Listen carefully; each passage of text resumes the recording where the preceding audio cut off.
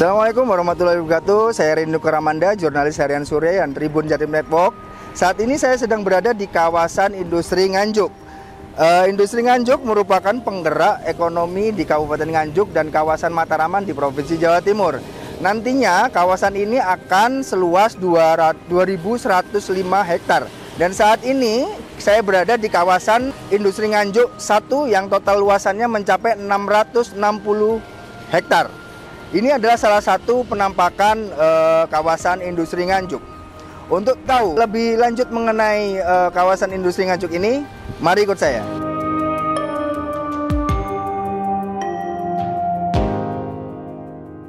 Assalamualaikum warahmatullahi wabarakatuh. Salam sejahtera bagi kita semua. Salam Om Swastiastu, Namo Buddhaya, salam kebajikan.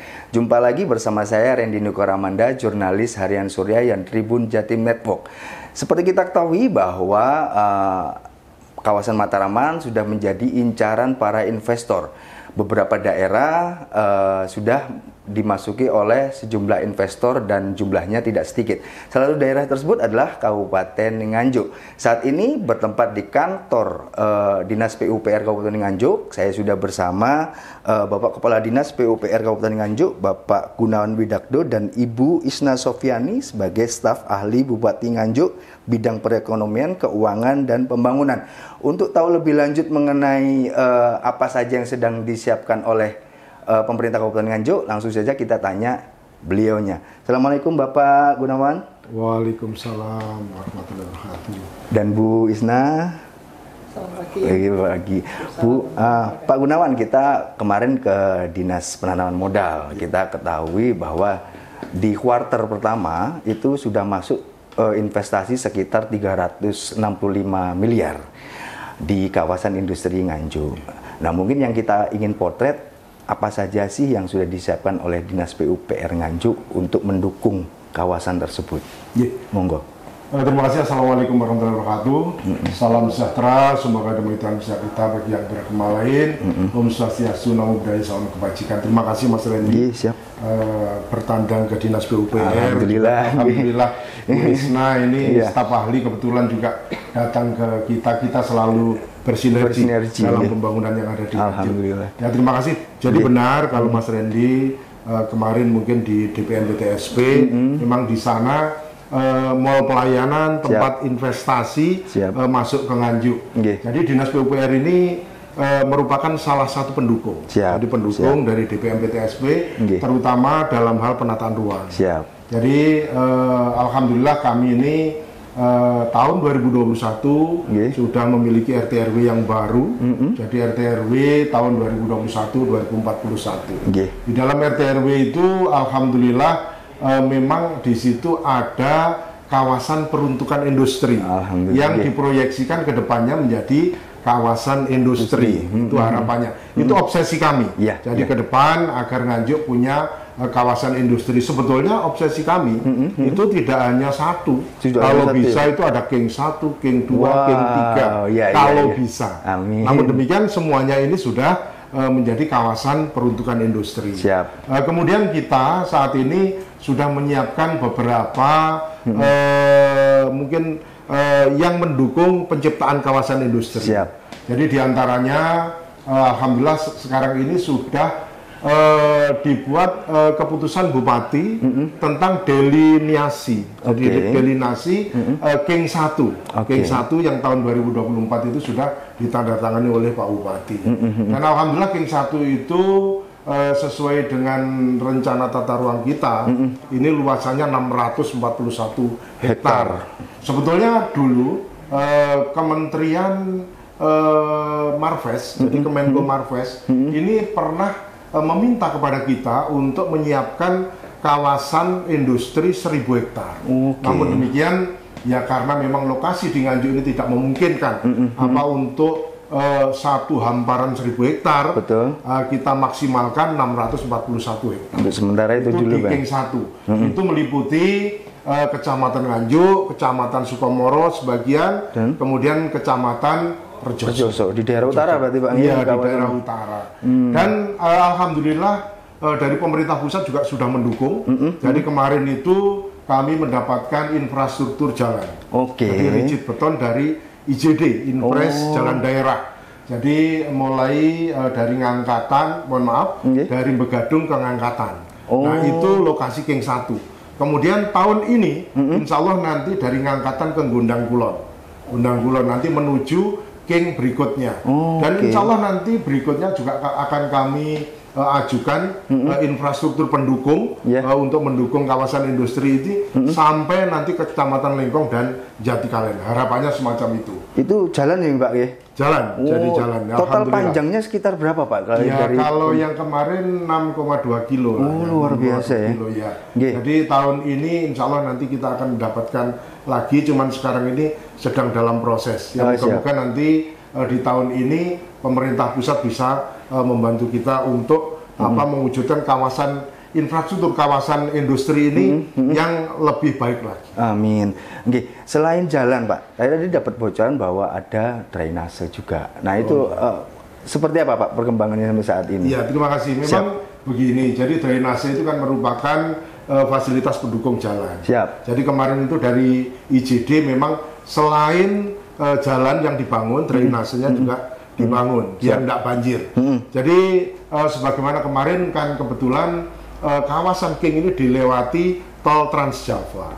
Betul. Trans Jawa. Nah, itu memang dampak lanjutnya yang memang ada di beberapa tempat itu yang mengalami banjir karena sumbatan-sumbatan. Dan kami pemerintah daerah karena itu memang program pemerintah pusat, kita harus mendukung. Jadi kita tetap mendukung drainasenya, kemudian saluran-saluran kita normalisasi biar nanti di sana nyaman. Investor itu bisa nyaman untuk menanamkan modalnya di Kabupaten Nganjuk. Oh gitu. Kalau bangunan apakah juga itu koordinasinya ke penataan ruang atau kayak gimana Pak? Oh iya. Jadi begini. Jadi di Dinas PUPR ini kebetulan kan mengampu beberapa bidang. Siap. Jadi yang pertama bidang bina marga, cipta karya, tata ruang, kemudian workshop dan peralatan dan pengairan. Dan ini semuanya saling kait mengait. Termasuk di dalamnya karena penamaan kita, nomenklatur kita ini kan Dinas PUPR-nya itu penataan ruang. Jadi benar, jadi yang disampaikan tadi termasuk izin bangunan dari mall pelayanan nanti arahnya ke kita. Betul. Jadi PBG, terus kemudian SLF itu ada di kita. PKKPR, KRK, ITR itu ada di tempat kita. Artinya PUPR nanti membuka ruang diskusi dengan para investor-investor itu untuk seperti apa sih baiknya atau kayak gimana Pak? Oh iya, siap.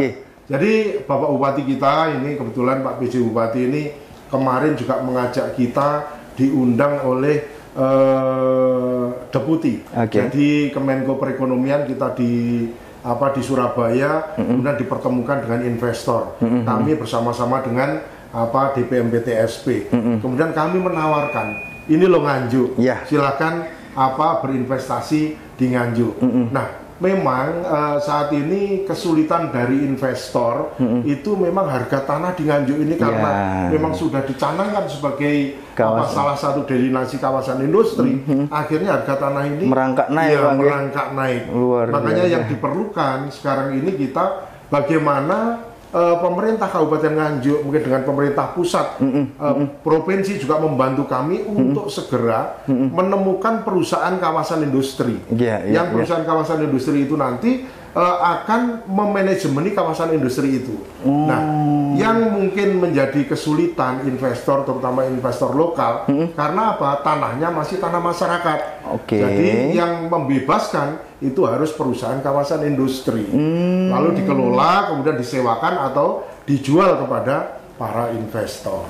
Jadi ada keinginan bahwa komunikasi antara Dinas PUPR, Dinas Provinsi dan pusat itu ada pengelolaan khusus untuk kawasan ini ya? Ada pengelola khusus gitu ya Pak? Iya, jadi harapan kami bisa dibantu kita menemukan perusahaan kawasan industri yang kapabel, ya seperti yang sudah SIR dan lain sebagainya. Ya benar. Nah, ini nanti bisa masuk ke Nganjuk, termasuk yang pertama membebaskan tanah.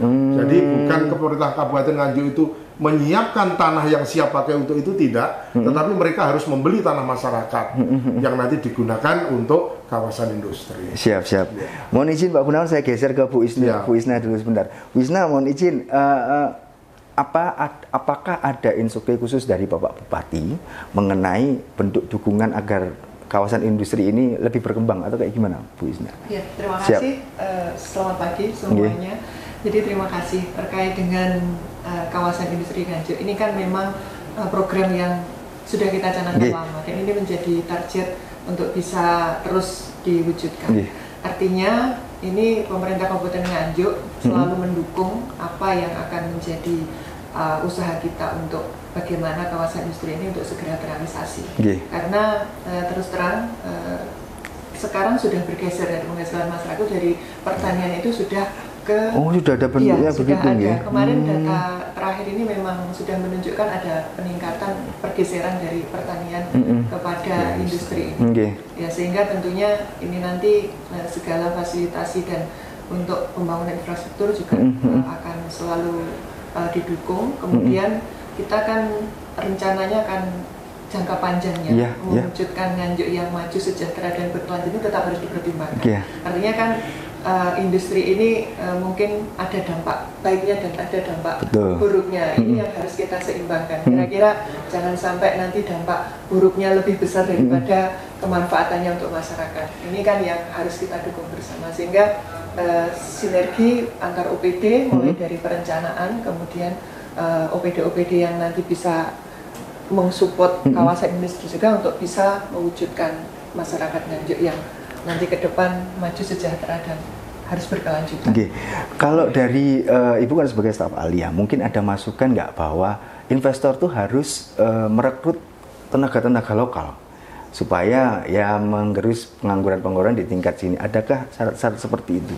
Ini yang menjadi prioritas juga. Jadi adanya kawasan industri ini kan diharapkan menaikkan taraf hidup masyarakat dengan mereka bekerja, mempunyai pekerjaan yang mungkin sebelumnya kalau mereka harus mencari di luar Kabupaten Nganjuk, ini di Kabupaten Nganjuk ini sudah menyediakan lapangan pekerjaan. Bahkan kemarin sudah dibuka job fair itu yang diikuti oleh beberapa perusahaan yang ada di Kabupaten Nganjuk ini untuk memberikan prioritas kepada masyarakat Nganjuk yang sudah masuk di usia kerja ini untuk bisa berkarir ataupun mereka mempunyai mata pencaharian, tidak usah jauh-jauh lagi. Ya. Di daerah kita sendiri ada. Ini yang harus diprioritaskan. Kalau mengingat pertumbuhnya sejumlah investasi di sini, tentu kan berdampak pada peningkatan UMP ya, UMK daerah gitu. Nah mungkin itu dimungkinkan nggak terjadi di Kabupaten Nganjuk? Bisa saja. Karena mungkin di daerah-daerah lain sekitar Nganjuk sudah terjadi seperti itu ya. Mungkin dulu dilirik Kabupaten Nganjuk dengan upah minimum kabupatennya yang lebih rendah dibandingkan dengan kabupaten lain, sehingga investor itu mungkin hanya membangun asetnya saja, tapi untuk biaya pekerja kan kalau secara keseluruhan dengan jumlah banyak lebih rendah dari kabupaten lain. Nah ini seiring dengan bertambahnya penghasilan masyarakat, tentunya ini nanti mungkin juga bisa menggeser dari yang sekarang lebih naik lagi, sehingga mungkin harus kita hadapi untuk fenomena seperti itu, karena di tempat lain juga sudah seperti yang sama itu. Terima kasih Bu Isna. Saya geser ke Pak Gunawan. Pak Gunawan, ini kan jadi prioritas nasional, jadi perhatian. Nah mungkin ada nggak upaya dari Dinas PUPR untuk jemput bola atau ke pusat ya, mungkin apa sih yang bisa diberikan pusat untuk daerah supaya mendukung ini gitu? Ya terima kasih. Jadi dari bupati ke bupati, termasuk sekarang ini langkah-langkah itu dilaksanakan. Jadi ketika waktu itu bupatinya Pak Novi, jadi awal ini ketika bupatinya Pak Taufik pada saat itu. Kemudian dilanjutkan bupati-bupati berikutnya sampai sekarang ini 641 terwujud dengan ada delinasi SK Bupati. Nah ini yang dulu itu berkoordinasi dengan Kemenko Marves. Pada saat itu Pak Luhut meminta untuk dengan dana PEN dan lain sebagainya, itu meminta kawasan dengan 1000 hektar. Namun ya karena sesuatu hal akhirnya mandek. Nah, ini sekarang dilanjutkan. Saat ini kita juga sedang bekerja sama dengan salah satu deputi yang ada di Kemenko Perekonomian. Luar biasa. Cuman, jadi dari beliau itu setelah melihat King 1, yang fenomena yang ada itu harga tanah semakin melambung. Beliau menyarankan untuk ada mungkin tidak hanya di King 1 saja, ada di tempat lain yang memang relatif tandus itu untuk ke depan ketika review RT/RW itu nanti dijadikan kawasan industri juga. Oh, 2 berarti kemungkinan King 2 juga akan muncul, ya mungkin di King 4 mungkin. Jadi King 4. Nah, itu beliau menyarankan di daerah Jaan. Kebetulan di sana itu sudah mulai ada industri yang berkembang bagus. Namun demikian ternyata tidak bisa dikembangkan karena pola ruang yang ada di situ ini tidak mendukung, di RT/RW-nya di situ hijau. Ya, nah ini meminta Pak dari deputi itu ketika nanti review ini supaya dimerah marunkan. Oke. Nah, ketika nanti merah marun berarti menjadi kawasan dengan pola ruang industri itu semacam itu. Dan memang pada kenyataan di sana memang tandus. Tandus. Nah, jadi kami menghargai bahkan berupaya dan kemarin kami juga meminta dari teman bidang untuk ke Kementerian PUPR, mohon maaf ke Kementerian ATR/BPN. Jadi untuk nanti peninjauan kembali PK. Jadi PK nanti insya Allah di tahun 2024 PAPBD ini harapannya nanti sudah ada pendanaan untuk dokumen analisis PK. Jadi peninjauan kembali. Kemudian nanti di 2025 ini nanti sedapat mungkin nanti kegiatan yang menyangkut petanya dengan BIG. Nah, di 2026 itu nanti review RT/RW sudah bisa dilaksanakan yang sesuai yang diminati para investor. Oh, berarti sudah ready sebenarnya di Kabupaten Nganjuk, nggih Pak nggih. Nggih. Terima kasih Pak Gunawan, Bu Isna. Sekian Tribunnews, itu tadi bincang santai saya bersama Bapak Gunawan, Kepala Dinas PUPR Kabupaten Nganjuk, dan Bu Isna Sofianti, staf ahli Pemkab Kabupaten Nganjuk. Semoga bisa diambil hikmah dan mimpi kawasan industri Nganjuk segera terwujud.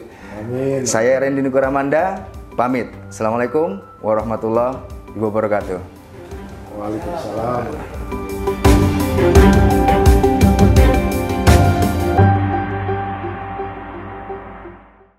Download Tribun X sekarang, menghadirkan lokal menjadi Indonesia.